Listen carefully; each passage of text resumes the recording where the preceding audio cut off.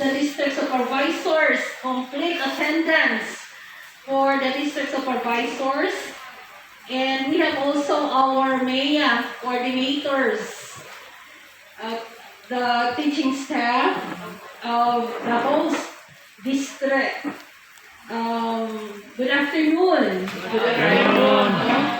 Now, congratulations for the complete attendance, and congratulations for your theme this afternoon. It seems it's a flower Hawaiian. Now, this is a manifestation, an indication that you are in one vision. An indication of unity, because just to have a uniform, a theme for Hawaiian, meaning you are in unity. So, with this, I am also congratulating Area 4 that with the previous presentations during the MAIA, you have a complete data. So, congratulations with that. So, during the presentation, pag sa Area 4, during the MAIA, by the way, the setup, present ang focal person, then by group, the curriculum implementation division, with the supervisors, the SGOD, the OSDs, ang ito nag-process all the data from the PROMIDs. But we could also identify some concerns outside the PROMIDs. Okay, so with your observations on quality, governance, and access. So, looking into the report, which naangkutan ko, it's on the competencies. Okay, it's on the competencies. And I would also like to listen with the other presentation to finish more on competencies. Now, this is the first quarter of the MAIA current year, calendar year, but the reporting is grading? Second grading. Okay, yes, that's the second grading period. Because this time, third naman kita. Academic quarter. No, before, pero usual natin nga is grading period. But with this, academic quarter. So, second academic quarter. Okay? So, hopefully, you will be identifying, you will be including the different concerns, challenges, especially on academic performance. So, what are your observations, challenges, especially now that we started our limited face-to-face classes. So, including also our learning modality, which our learners are still on module, using the modules. So, let's try to look into our competencies. There's a question, no? When I observe classes, ang ato niyang structure, pagka-open ng klase, then the curriculum implementation division nag-observe. Now, there was a question. Say, Ma'am, nakato kami pagpabasa ha grade 1, no? Grade 1, K-stage 1. Then there were teachers asking, Ma'am, the competency here is already for the second quarter. But Ma'am, we have a problem. Kaya ang mga kinder, ay mga grade 1, could not read, no? So, na-start kami na sounds. So, in other words, Ma'am, we could not follow the competency. Am I right? Yes, Is that your observation? Yes. Oo. Kaya mga bata, dali ko man nakabasa. But the competency, Ma'am, is already the second quarter. Diba?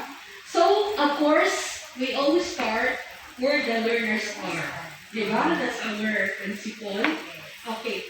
So, that's why I am looking into the different competencies which the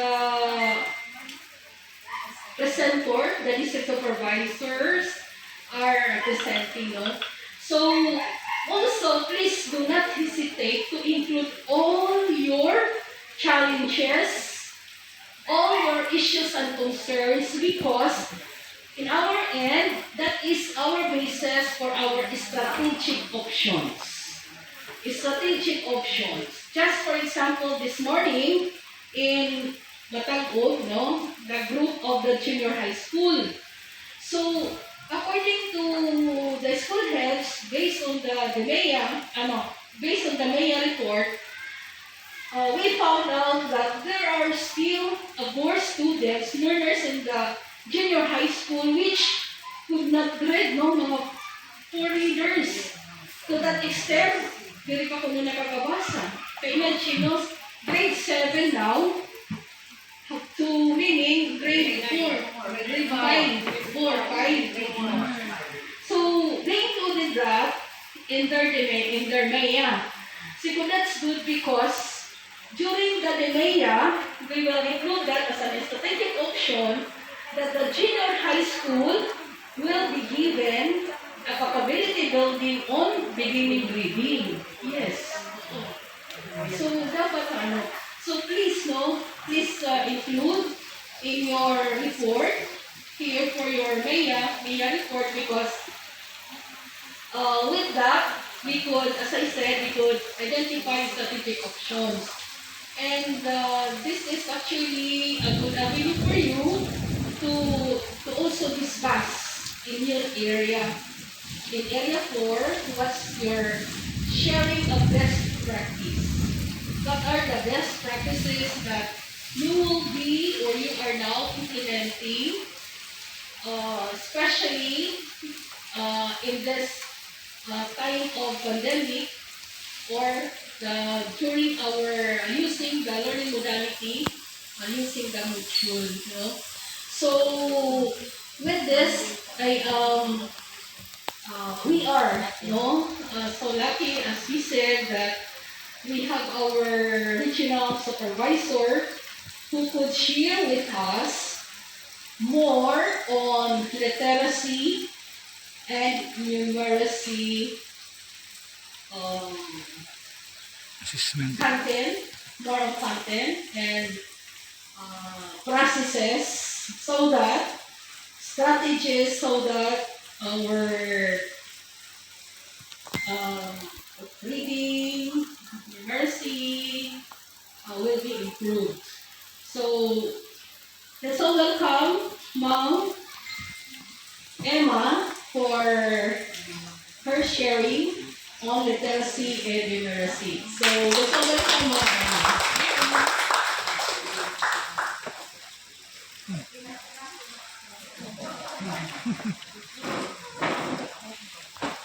Thank you so much, Ma'am Terry.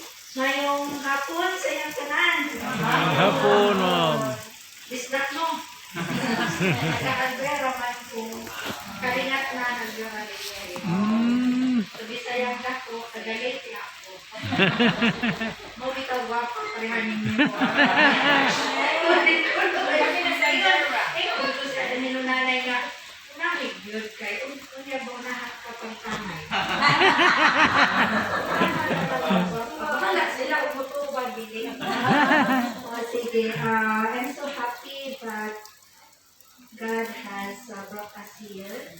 Actually, it was this morning when I learned that aside from our monitoring for the PISA preparation in Batagog National High School, we will also be visiting not just one MEA activity. No? We were there in Batagog for the high school, junior high school, and here in elementary school. So I said, thanks God for allowing us to visit you. Imagine how many schools are there in area 4? So, 149. And with you around, so that means I'm able to visit 149 schools. So thank you, Lord. And also, I really would like to take this opportunity of thanking you also, your school heads and district supervisors, for making it possible that we were the best soldiers who really fought so hard that even if we were encountering a lot of challenges, but you made it, and it was a mission accomplished on our part. Congratulations. Clap your hands for yourself. Okay. Especially kindergarten and grade 1, 2, and 3, when the hottest issue is on how are we gonna develop the reading skills among our first stage learners. But I know, even at the start, when Sir Utico, it was Sir Utico that time, when we started with the pandemic, he was asking, Day, kung sa may tabo sa ato, Bisaya ito, taga Cebu. Day, kung sa may tabo sa ato, una niyan pangutana, kung sa may tabo, Day, sa atong senior high school. Ito, sir, I am confident with our senior high school teachers because even before the pandemic, we conducted already training on the use of alternative delivery practices, the use of technology, Kahoot, Quizlet, and all that are very suited to online learning. Ngayon nga na po siya, ang atong kinder dahil, itong grade 1, sa mga makabasa. And ko sir, it's easy because we have the almost all our barangays, no? Barangay halls have the public address system. Isa naman ko na sir, the teacher will go there and then will announce. Mga ginikanan, ang ato karon pagtunan na tunog, tingog, ang tinog nga pwede dahil natin. Yes sir, pwede sila. Kakawa lagi sila. Actually, it was my idea to maximize the use of the public address system. There were some schools, I don't know in your district, in your area, if there are schools which made use of the TUMPA, public address system. We have one there sa Palo, but the lesson being recorded, lesson from the province and being played doon sa barangay hall. And every Saturday, I had a chance to hear that one. It's really very, very enjoyable because not just the learners are listening, I mean the community, the parents, and without us knowing that even the parents were able to learn how to sound out, ayuhon lang yun kuno kay mag-ingon sa ingon ang bata na, hala ka maulay si nanay Ana, ang siyang pinabatian niya gabihin.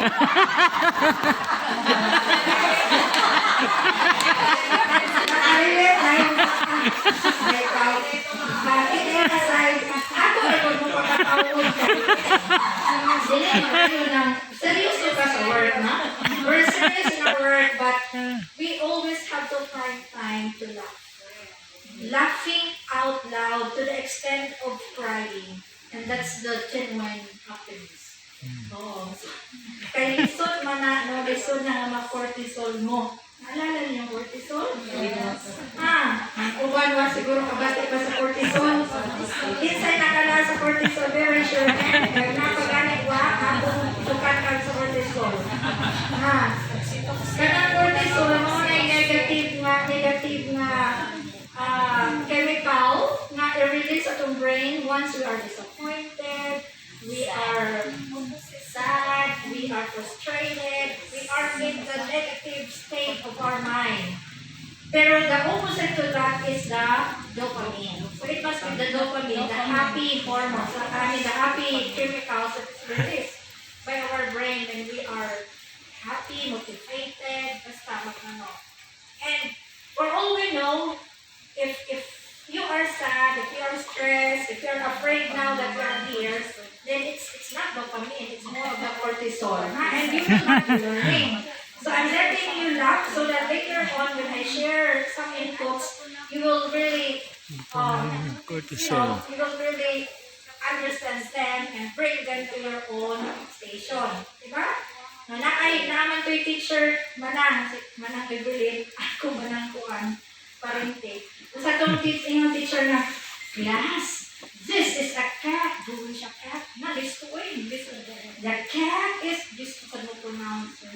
And then there was this principal together with the district supervisor who are known to be so strict na cortisol yung teacher. Kaya bigla na nasabi, Kat, this is my class. There was this kindergarten teacher who believed in that story. And then she said, huh? Ganyan pala, ma'am. Yeah, yes, you must cultivate a happy culture, a happy environment in your class. Now, this kindergarten teacher made a promise.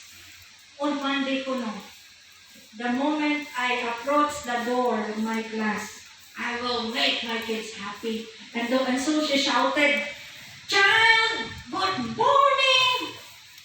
Yan yung mga bata. Si ma'am, children na bata. Nagsuri siya. Yan siya ay class, sorry, past tense di ano.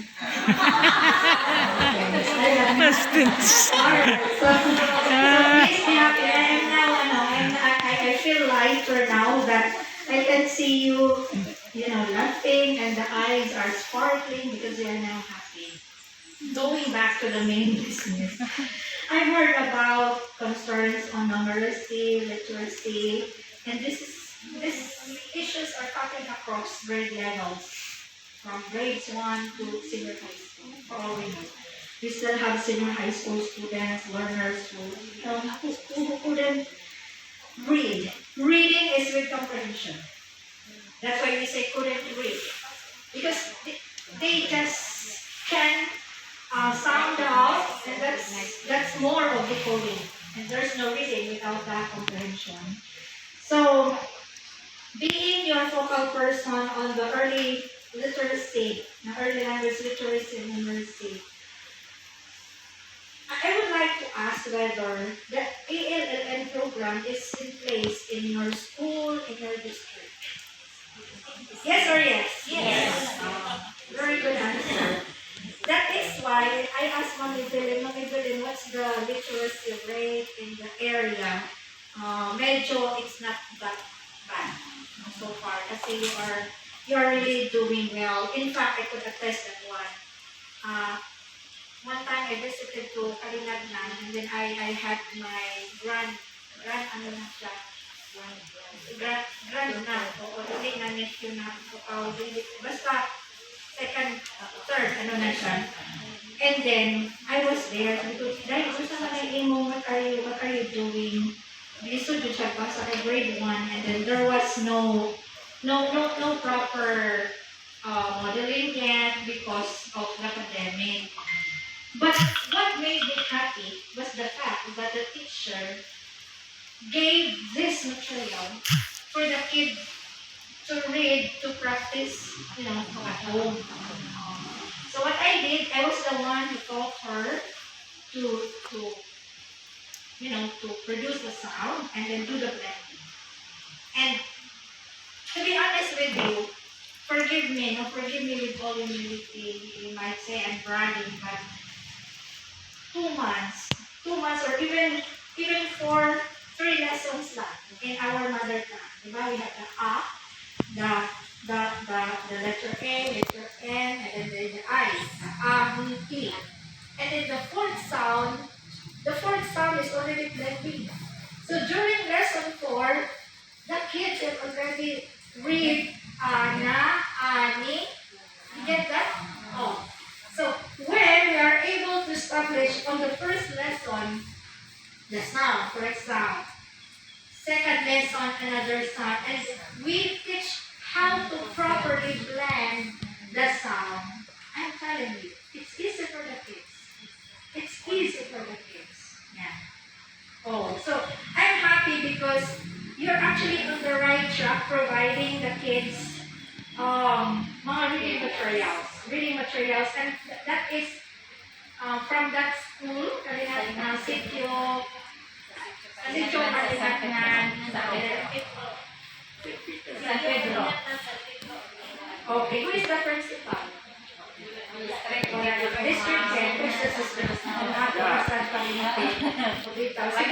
The culture is mga parintimang good, no? And we have that commitment, we have that love to really make our learners develop the expected competency. But even then, let me just remind you that teaching reading is a critical skill, and not all our teachers are trained for that. Maybe they have undergone trainings like the ELLM, but training should be put into practice so that it will gain positive results. Right?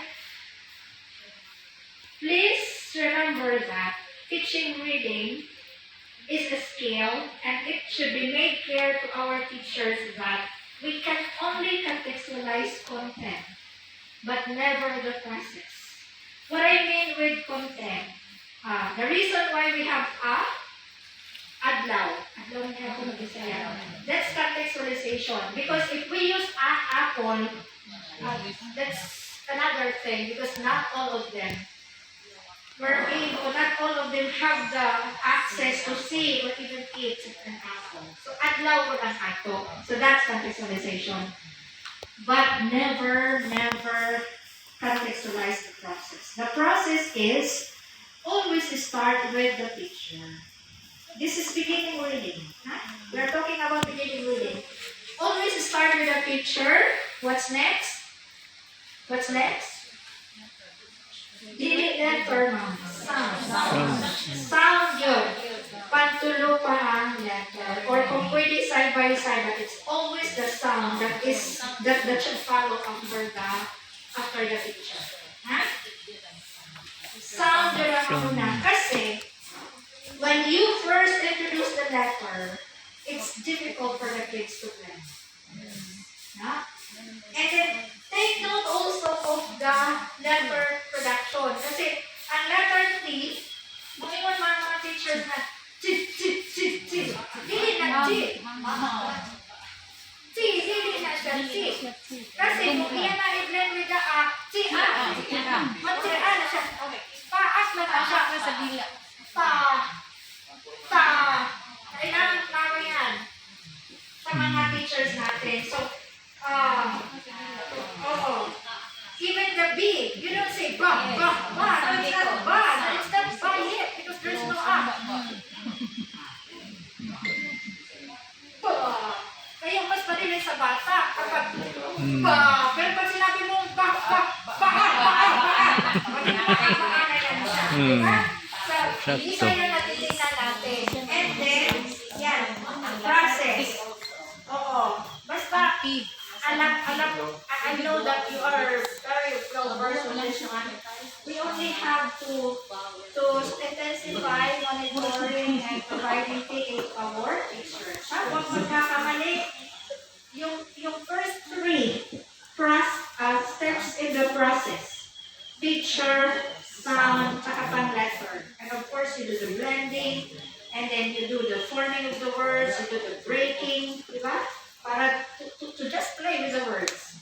And then, everything will follow now. And of course, making sure that, and I know if you have reading programs in school or in your district, panan siguro no, na reading programs, all of you have reading programs.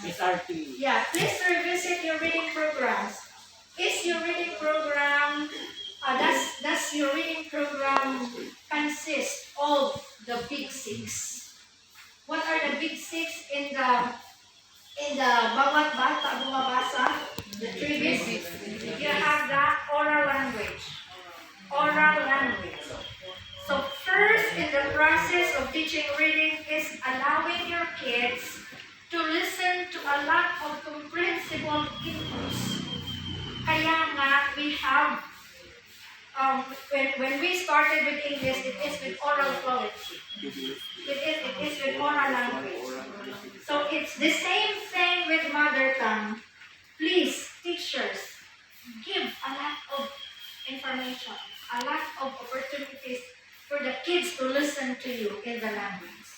Whether it be mother tongue, whether it be Filipino or English. Huh? Kasi, learning the language as the ultimate goal will start with the hearing, the saying, the writing, and the speaking. I mean, the writing and the reading.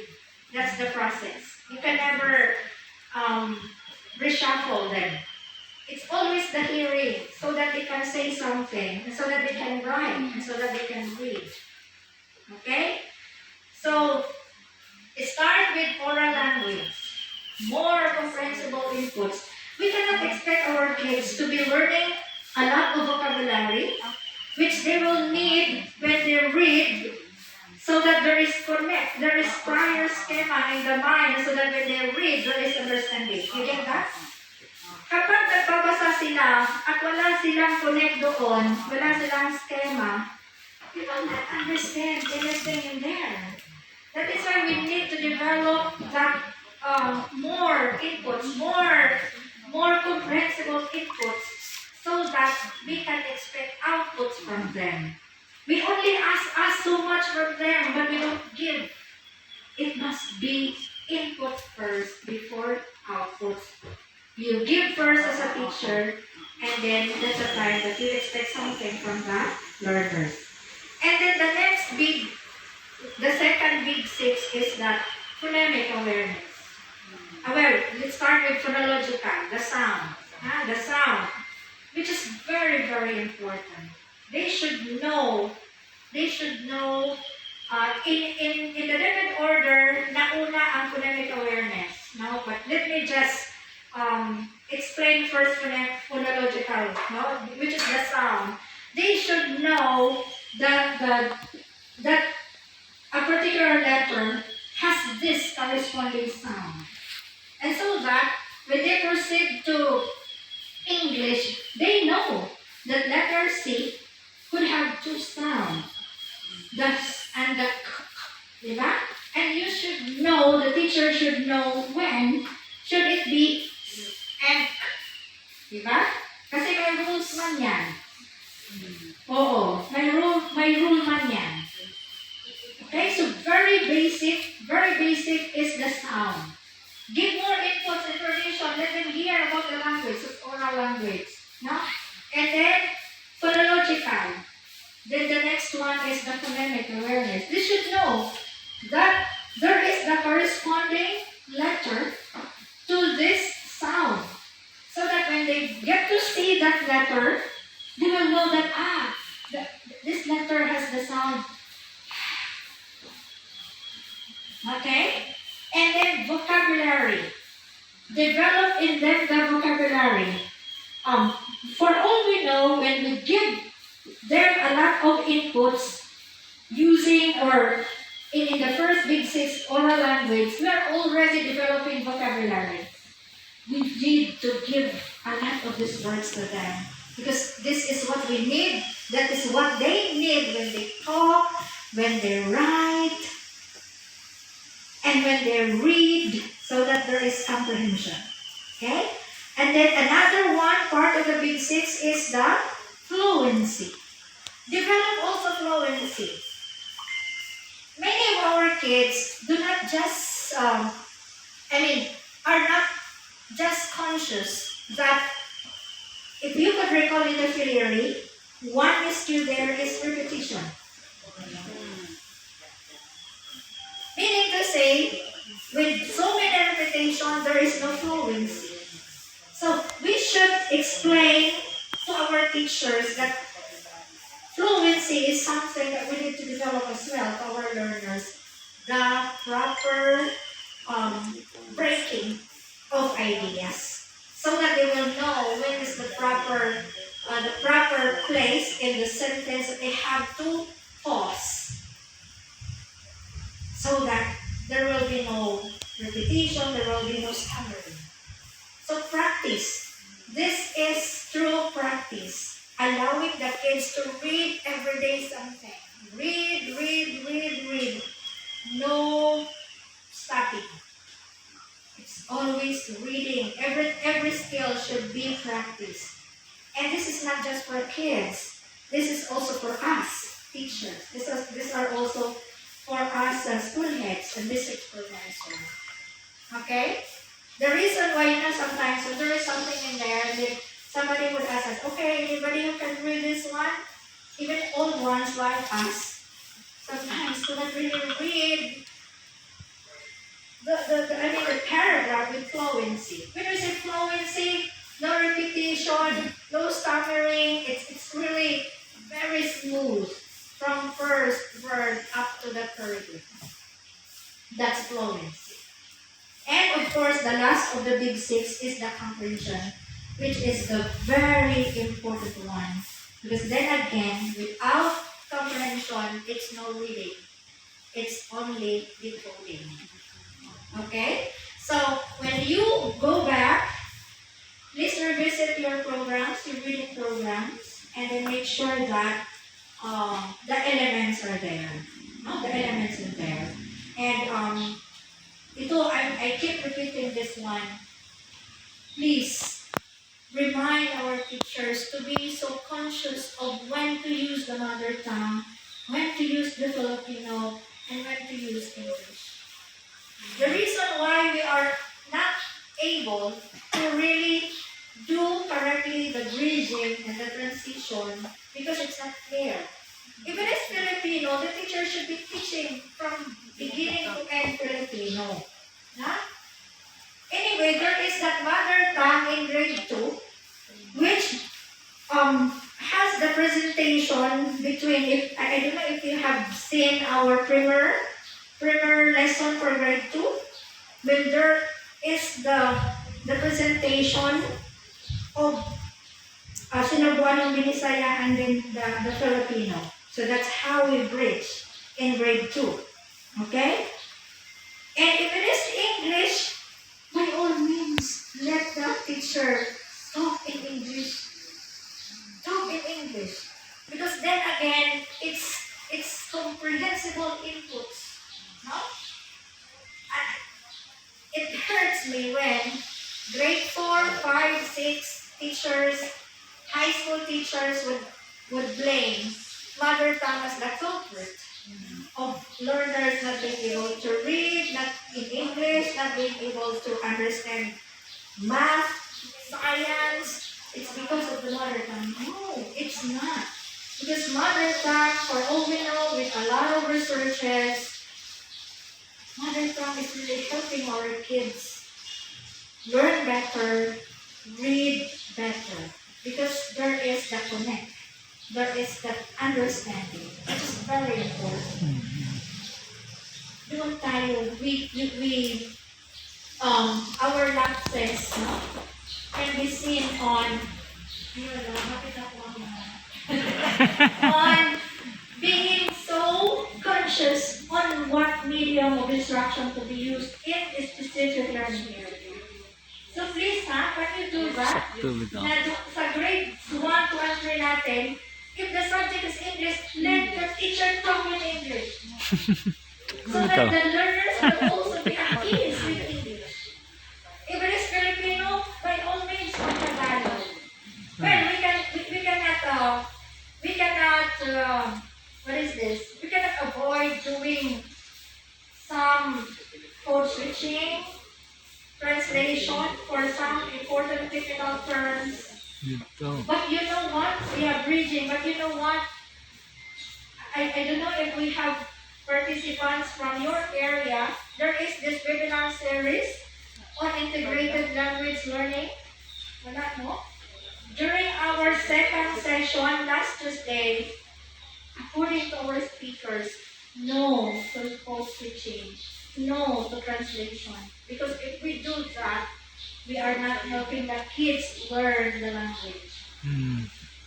Because if I were the teacher, and every time I say something, and after that I say English, immediately after the English I say the Bisaya, do you think the kids will try harder?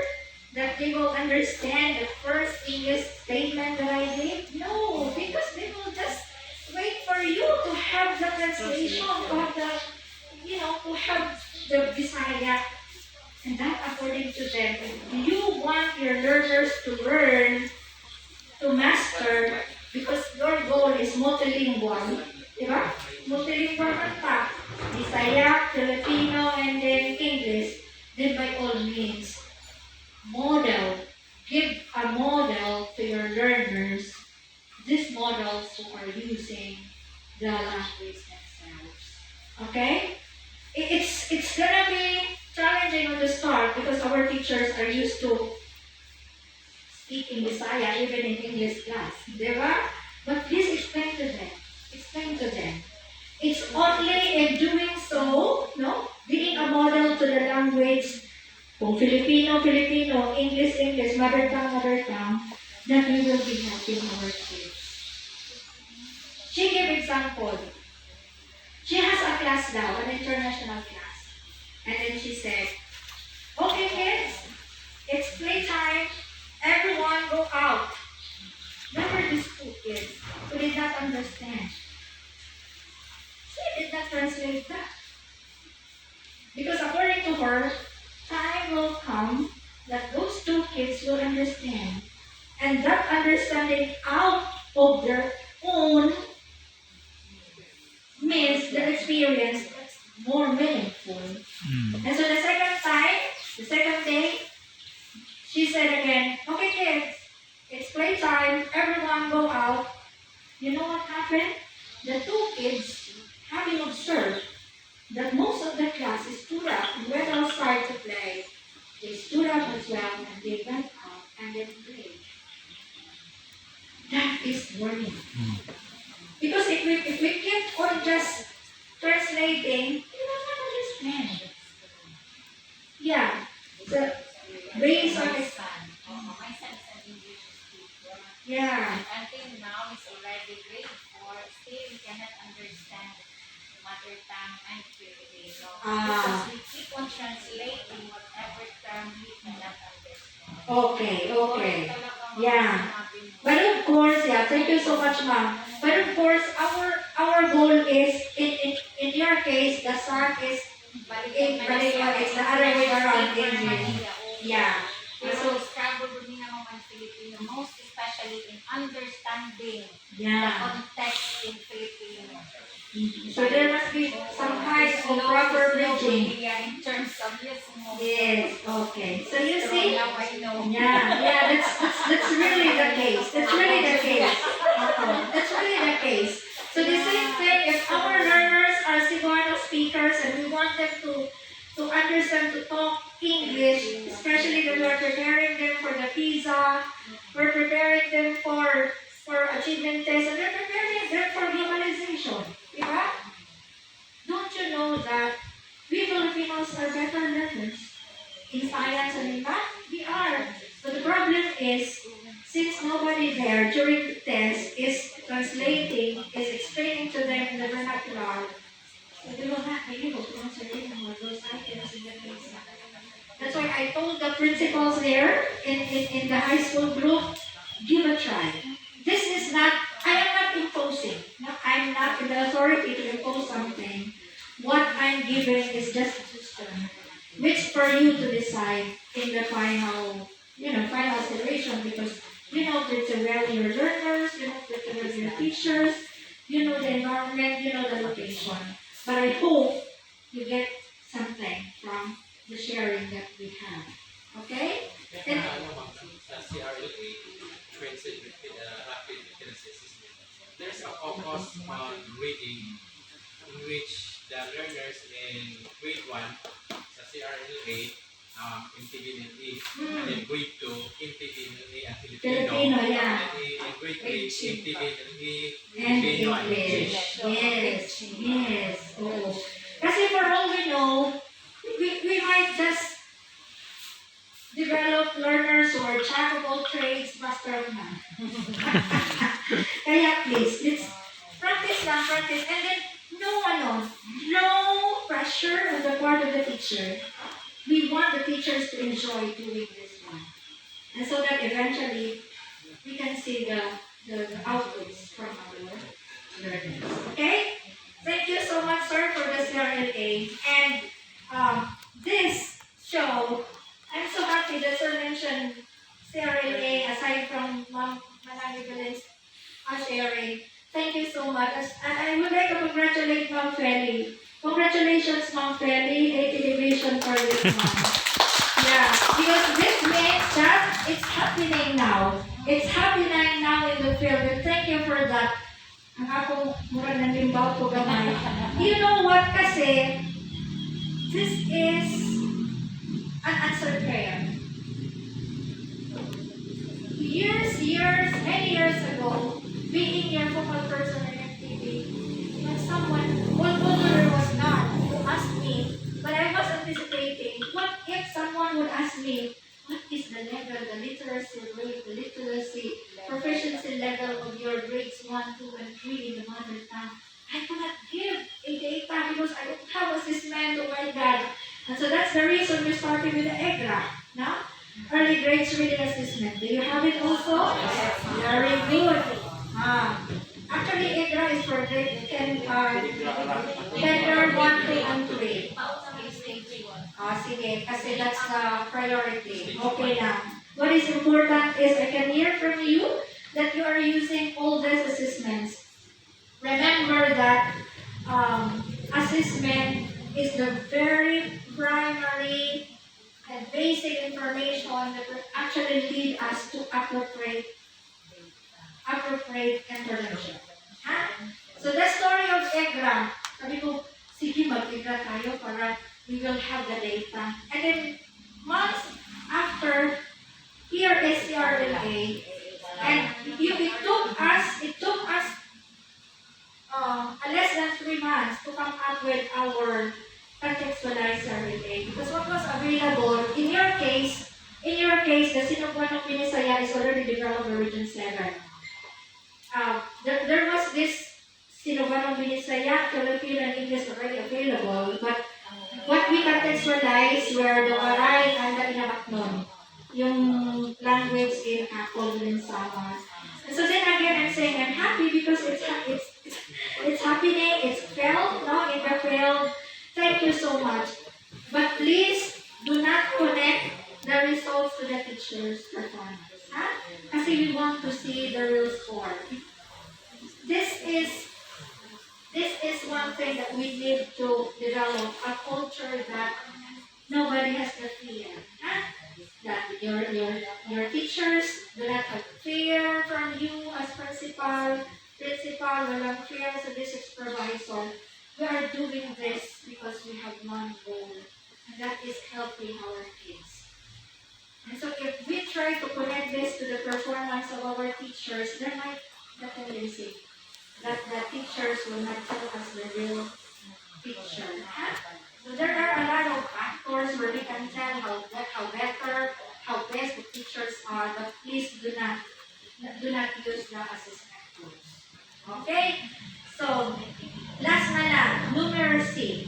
Numeracy, Kasi I've heard that numeracy also one of the priority issues is numeracy as being expounded and explained in the ELLM should follow or should be taught in using the concrete objects. How are our teachers teaching the mathematics? Are they just giving numbers? Take note that numbers like letters and sounds are abstract, manipulative. I like that. So that we will understand. Yes. Grade 1, 2, and 3, they must have something to manipulate. They must have something to see. Kasi when you say 5 is so abstract. You will not understand that unless you let them see 5 of this one, 3 of this one. Yan. Ang teachers natin sa first stage, oh my God, the most animated, the alive and kicking, always with BP Jod. Okay, balita. Alright, so much for that. What else should I have to share with you? Aside from literacy and numeracy, I guess I have shared all those important points. In terms of the IS naman, sa instruction transformation, ito nakita ko din ito ha, one thing that we need to improve. We found out that in IS, when they check on the forms, that's already IS. When they Monitor the distribution. when they monitor distribution modules, that's already IS. I'm friends na nila. Yung sa may lalabas tayo na framework na bago on the coverage of the IS. Okay.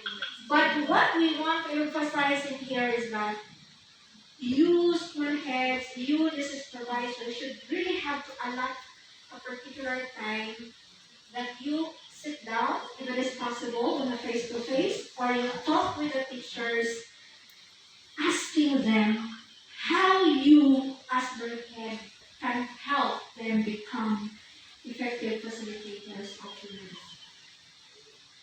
That is improving them as facilitators of learning.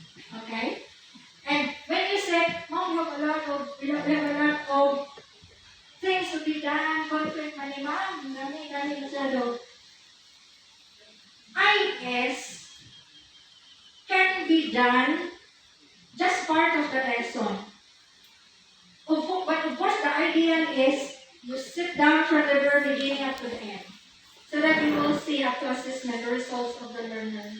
But if you are really very busy, maybe you can concentrate on the art of questioning of the teacher so that you can help. Maybe you can concentrate on the motivation part so that you can help the teachers how to really really get the kids engaged in the lesson. Or it can be in the assessment part. Right? But of course the ideal is from beginning to the end. So again, please do not do one time big time IS. One time big time kay tanan na lang kita on yung IS na kumonto. But are we able to really help our teachers improve their strategy? On the teaching delivery part. Okay? So I hope that those things which I have imparted do not what is this? Listen your motivation. Mahirap ba? Hindi naman masyado, no? Challenge lang natin yan. Okay. Those are just suggestions and I hope you find those applicable in your location. After all, it's you who will actually decide which is better. But I am pretty sure that this will help. So it's up to you. Okay? So that would be all. Thank you so much for listening. Attentively, good sir. Attentively and yeah. I'm not anymore the senior high school focal person for all you know. I am concentrating now early language literacy, numeracy, kindergarten. For kindergarten, our target is 75% mastery of sounds. Maka 75% master the sounds, okay na tayo. But of course, it's not the limit. If we can exit from that 75%, that would be better. So that it will not be difficult for the grade 1 teacher to teach reading mother tongue. Our reading, our target in mother tongue, in grade 1 is every learner is a reader in mother tongue. Grade 2, every learner is a reader in Filipino. Grade 3, every learner is a reader of English. Okay? But of course, it doesn't mean that, I will wait na lang that you wait grade 3 so that you will. Diba? So, it's actually, it's the goal. But of course, we can be flexible depending on the readiness of the kids. Readiness of the kids. And I love when Mom Phyllis said, when at the start of the lesson, the kids do not know anything about sound, leave competency. We are learner-centered. We are learner-centered. But of course, time to catch up for the competency to be developed still because that will make complete development of our kids in that particular grade.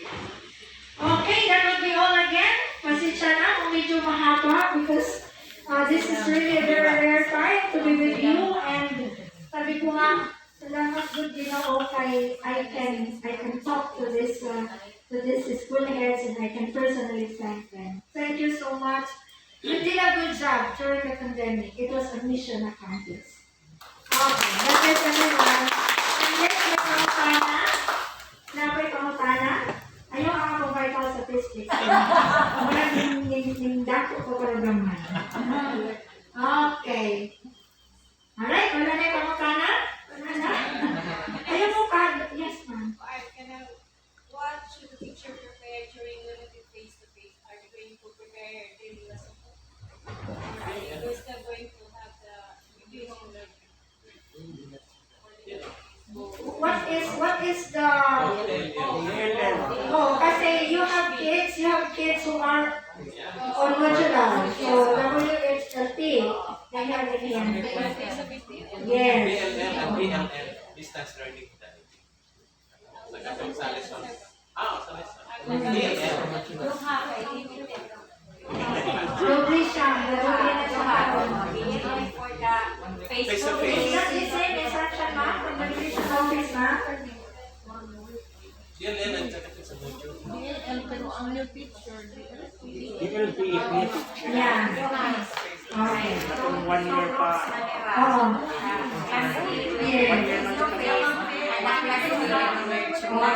Tapos exchange pa the next day. For kindergarten, please follow still the lots of time. Please. It's not, kumbaga pa hindi siya, non-negotiable siya. It's really lots of time because that's how we stimulate the skills of our learners. Yeah, thank you so much. Okay? God bless everyone. Thank you.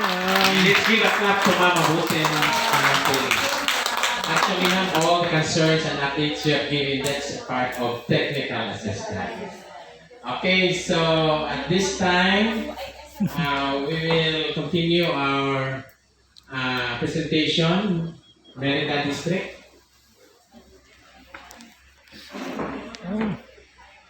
Talaga na sila, ma'am.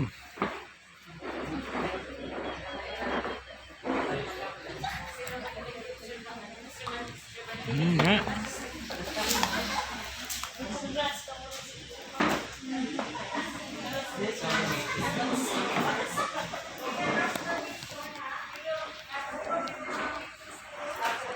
Yes, ma'am.